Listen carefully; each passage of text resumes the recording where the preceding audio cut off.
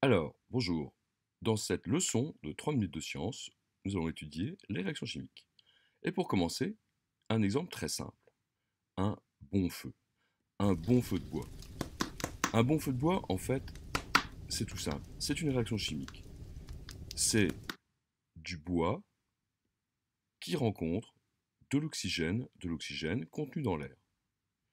Et tous les deux, ils vont former du dioxyde de carbone et de l'eau. Et bien sûr, de l'énergie, c'est pour ça que ça chauffe. Donc si on résume, la réaction chimique bois plus oxygène donne du dioxyde de carbone et de l'eau. Le bois et l'oxygène sont appelés les réactifs, le dioxyde de carbone et l'eau sont appelés les produits. On a bien sûr une production d'énergie, c'est ce qu'on appelle une réaction chimique exothermique. Alors à présent, on va étudier ce qui se passe au niveau des atomes et au niveau des molécules. Et pour ça, nous allons prendre l'exemple d'une réaction chimique entre du méthane, CH4, et du dioxygène. Le dioxygène, c'est ce qu'il y a dans l'air. Ici, nous avons deux molécules de dioxygène, O2.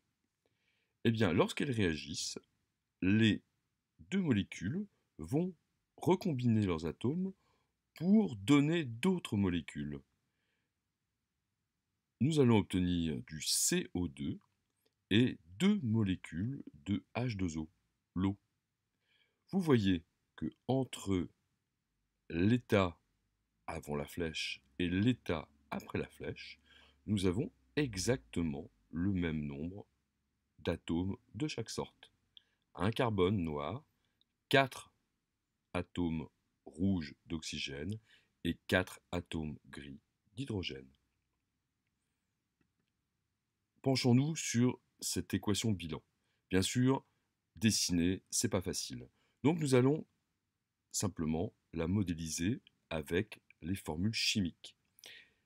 CH4 plus O2, n'oublions pas qu'il y a deux molécules de dioxygène, vont donner CO2 plus H2O. Là encore, attention, il y a deux molécules de H2O. Regardons ces coefficients d'un peu plus près. Ces coefficients placés devant chaque molécule, vous voyez ici en rouge, équilibrent le nombre de chacun des atomes.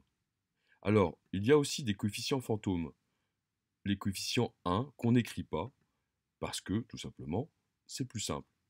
Alors, tous ces coefficients qui permettent d'équilibrer l'équation bilan de la réaction chimique, nous allons les appeler des coefficients stöchiométriques. Oui, je sais, c'est pas très joli à dire.